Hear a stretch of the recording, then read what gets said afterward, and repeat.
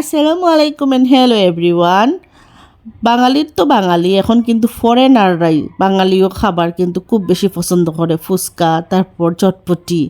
হ্যাঁ, এটা কিন্তু সব মানুষই এখন খুব বেশি পছন্দ করে। আগে মনে করতাম যে চটপটি বানানিটা খুব বেশি কষ্টকর, কিন্তু আসলে তেমন একটা কষ্ট নাই। তো চলুন কিলাহান বানাইলাম দেখিলাই। তো ওভারনাইট কিন্তু মটরটারে ভিজিয়ে রাখলাম, এখন ওয়াশ করিয়া একটা প্রেশার কুকার নিলাম গিয়া। প্রেশার কুকারটারে আমি এখন সোলার উপরে দিলাইলাম।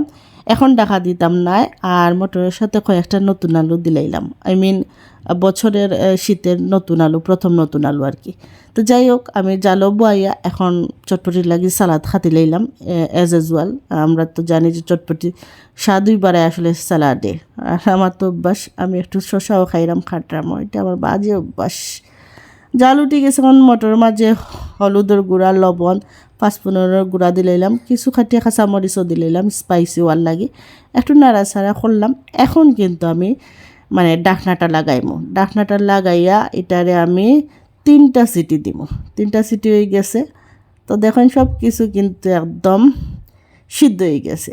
তো এখন আলুটা একটু ম্যাশ করার লাগি এটাখানে একটু ডাইল গুটনি দিয়া গুটিয়া দিলাম, যাতে আলুটা একটু ম্যাশ হয়ে যায়। আলু দেওয়ার কারণে যাতে একটু গন হয় আর কি, আর কিছু নাই। চটপটি ফাতলাও থাকতো, গনও থাকতো, ওরকম অবস্থায় থাকলে চটপটি খাইলে কিন্তু আসলেও টেস্টি হয় এবং খুব ভালো লাগে। তো যাই হোক, আমি কিন্তু এরকম আলুটা ম্যাশ করে দিলাইলাম। আর এলাকান প্রেশার কুকার একটা বাসার থাকলে ইটা শক্ত খানি, বিশেষ করে মটর তো সিদ্ধই তো চায় না, তো এরকম শক্ত খানি কিন্তু খুব তাড়াতাড়ি খাওয়া যায়, ঠিক না? তো আগে পাঁচফোড়নের গুঁড়া দিছিলাম, আর এখন দিলাইলাম চটপটির মশলা। রাঁধুনির চটপটির মশলাটা দিয়া আবার একটু ভালো করে মিক্স করে লইলাম। তো চটপটির সব কিছু লইয়া আমরা আইছি, আমরা খাই লিতাম আর কি। তো এখন চটপটির মাঝে সালাদুলা তো দিলাম, আর কালার দশনি, আর ডিম আর গ্রেড করার সময় নাই, খাই লিতাম কোন সময় আর কি, ওটা লাগে ওরকম ছুরি দিয়ে খাইতেও দিলাইলাম।